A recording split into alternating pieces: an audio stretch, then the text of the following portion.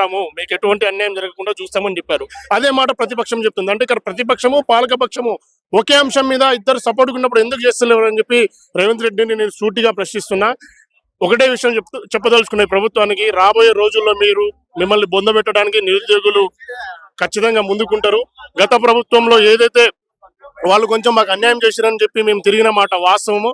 ఈ రోజు వాళ్ళు మేము తప్పు చేశామని చెప్పి వాళ్ళు మాకు చెప్పడం జరిగింది. ఇదే ప్రజాప్రభుత్వం అని చెప్పుకొని తిరుగుతున్న మీరు ప్రజాప్రభుత్వమా లేకపోతే లుచ్చా ప్రభుత్వం అని చెప్పి సూటిగా ప్రశ్నిస్తున్న ఈ ప్రభుత్వాన్ని ఖచ్చితంగా జియో 46 మీద కమిటీ రిపోర్ట్ కూడా ఎక్కడైంది, ఏమైందని చెప్పి కూడా, ఎక్కడుందని చెప్పి కూడా మేము విన్నవించుకుంటున్నాం ప్రభుత్వానికి.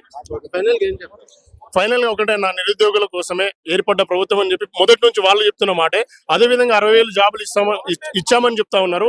ఎక్కడ ఇచ్చారో చెప్పి ఉస్మానియా యూనివర్సిటీ కానీ కాకతీయ యూనివర్సిటీ ఎక్కడికి చర్చలకు వచ్చినా మేము సిద్ధంగా ఉన్నాము. ఒక్క నోటిఫికేషన్ కూడా ఈ ప్రభుత్వం నుంచి వచ్చిన దాఖలాలు అయితే లేవు. గత ప్రభుత్వంలో ఇచ్చిన నోటిఫికేషనే మేము ఇచ్చామని చెప్పి వీళ్ళు చెప్తున్నారు. ఎవరికో పుట్టిన బిడ్డ నాకు పుట్టిండో అని చెప్పి వీళ్ళు చెప్పదలిచాను. అది చెప్పడం మాత్రం చాలా అన్యాయం.